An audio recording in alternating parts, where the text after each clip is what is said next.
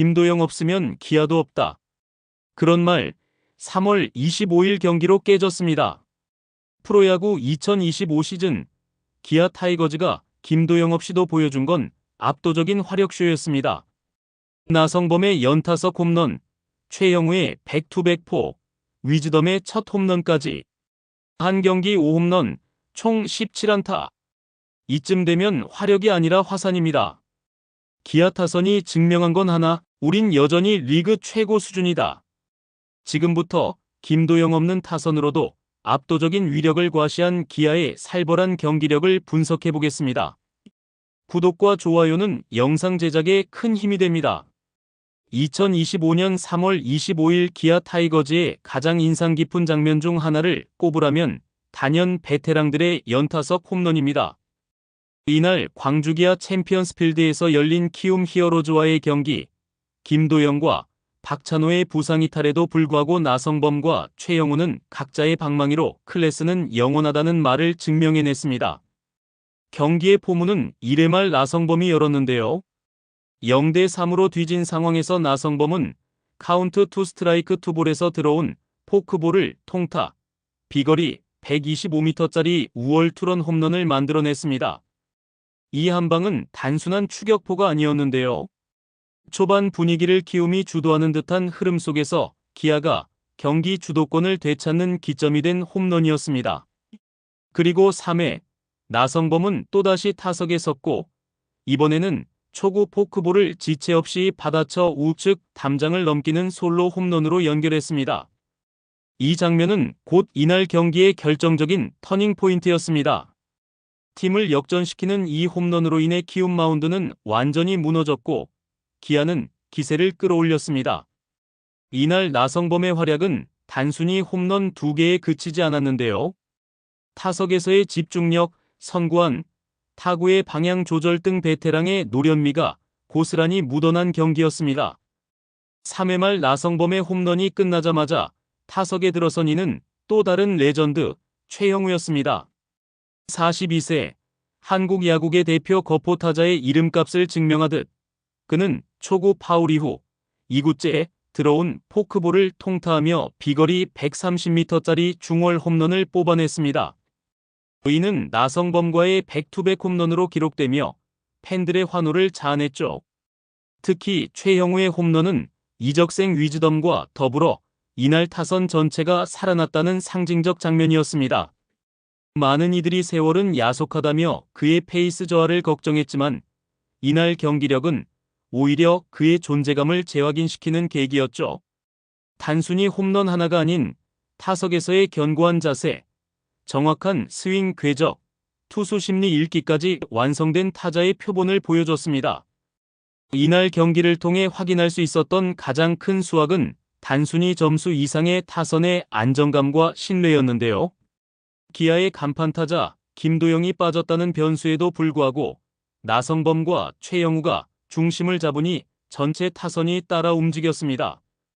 이우성, 최원준, 위즈덤까지 다양한 타자들이 이날 폭발할 수 있었던 데에는 중심에서 베테랑들이 흐름을 만들어준 영향이 크다고 볼 수 있습니다.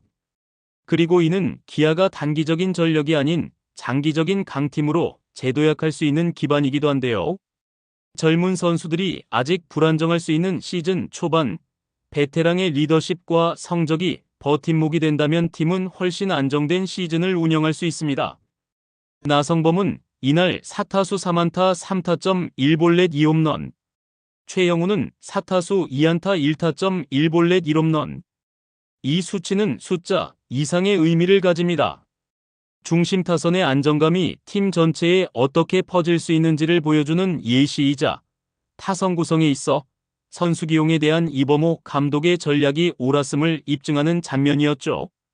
결과적으로 이날 경기에서의 나성범과 최영우의 활약은 단순히 홈런을 때렸다는 기록 그 이상인데요.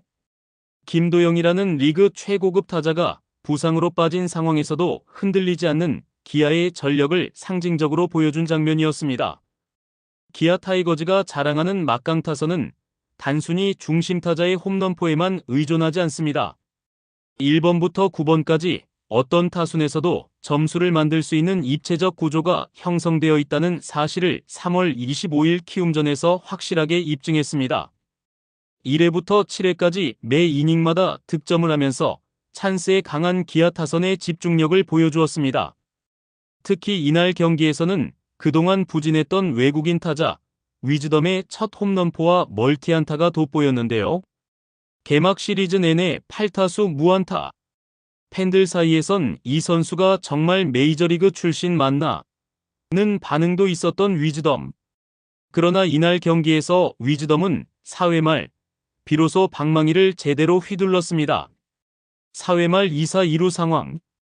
카운트 원볼 투 스트라이크에 불리한 상황에서 143km 직구를 좌측 담장으로 넘기는 투런 홈런을 터뜨리며 존재감을 과시했습니다.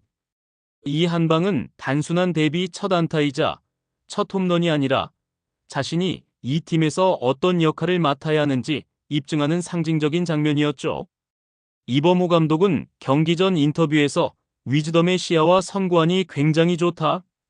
컨택만 되면 언젠가는 터질 것이라고 말했는데 감독의 말이 예언처럼 맞아떨어진 순간이었습니다. 위즈덤은 이날 홈런 포함 3타점을 기록하며 멀티히트도 달성. 이제야 KBO 무대에 적응해가는 모습입니다. 화려한 중심 타선의 그늘에 가려졌지만 기아의 하위 타선도 이날만큼은 결코 조용하지 않았는데요. 최원주는 2회 말 몸쪽 빠른 공을 받아쳐 우월 솔로 홈런을 때려내며 동점을 만들어냈고 이후에도 안타와 출루로 기회를 계속 만들며 하위 타선에서 상위로 연결되는 공격 루틴의 핵심 역할을 해냈습니다.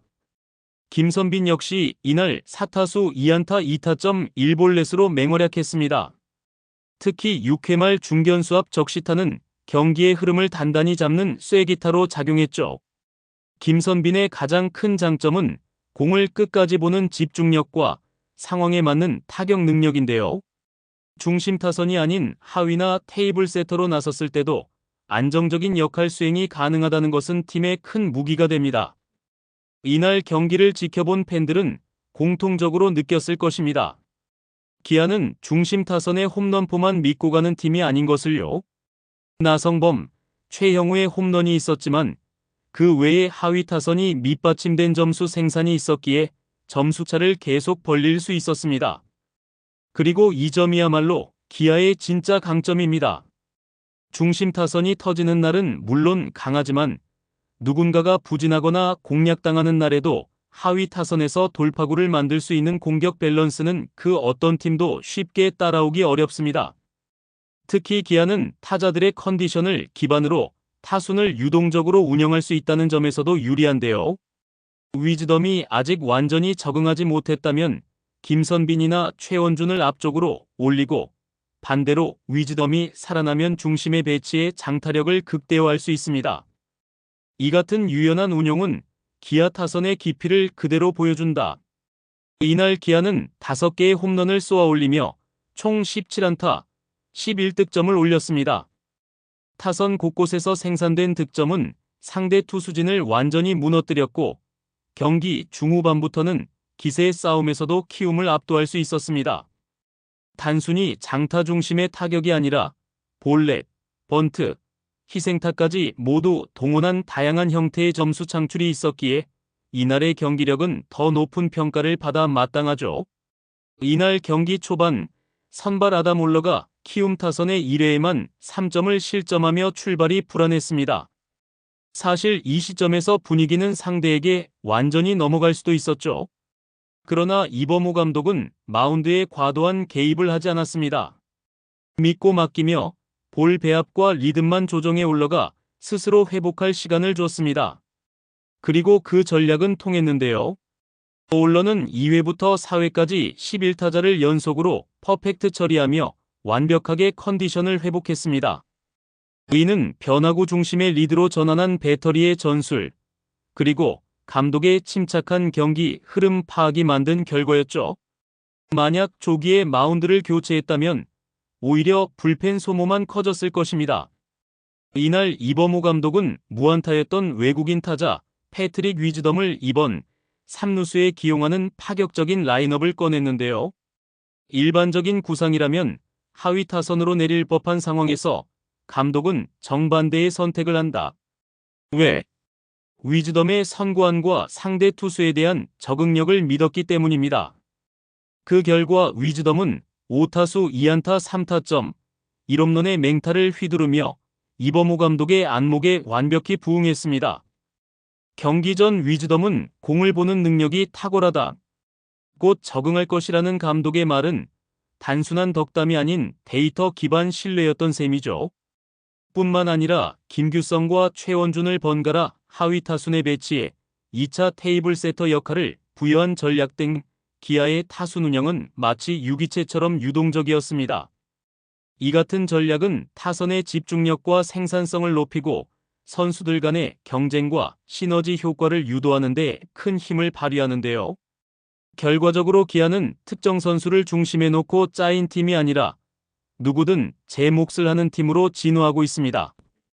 이날 경기에서 눈여겨볼 또 다른 부분은 불펜의 연착륙입니다. 올러 이후 마운드를 이어간 이준영, 곽도규, 조상우, 최지민 등은 위기 상황도 있었지만 큰 흔들림 없이 이닝을 소화했습니다.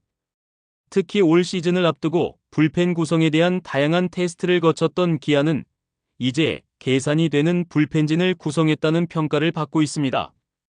기아는 지난 몇 년간 2군 시스템 강화, 데이터 분석팀 운영 확대, 그리고 코칭 스태프 재편 등을 통해 성장형 팀 시스템을 구축해왔는데요. 특히 퓨처스리그에서의 실전 중심 훈련, 멘탈 트레이닝 도입, 포지션 유연성 확대 전략 등은 지금의 1군 선수단이 위기에 강하고 언제든 교체 가능한 환경을 만든 기반이 되었습니다. 이러한 시스템이 있었기에 김도영이라는 MVP급 자원이 빠졌음에도 팀 전력이 흔들리지 않고 유지되는 것이죠. 과거 같으면 큰 부상 하나로 팀 전체의 분위기가 가라앉을 수 있었겠지만 지금의 기아는 그렇지 않습니다. 이범호 감독의 말대로 누군가 빠지면 다른 누군가가 그 역할을 해내는 팀으로 재편되고 있는 것입니다. 김도영의 부재는 분명 기아의 큰 악재였습니다. 그리고 이번 경기에서도 박찬호의 부상은 분명 팀을 흔들 수 있는 사건이었는데요. 그러나 그 공백조차 느껴지지 않게 만드는 팀의 유연성과 응집력은 진짜 강팀의 면모였습니다. 나성범의 리더십, 최영우의 클러치 능력, 위즈덤의 가능성까지 2025 시즌 기아는 더 넓은 무대에서 더 강하게 뻗어나가고 있습니다. 이 팀이 어떤 피날레를 보여줄지 기대하지 않을 수 없습니다. 여러분은 어떻게 생각하시는가요? 댓글로 의견 남겨주세요. 구독과 좋아요도 꼭 부탁드립니다. 시청해주셔서 감사합니다.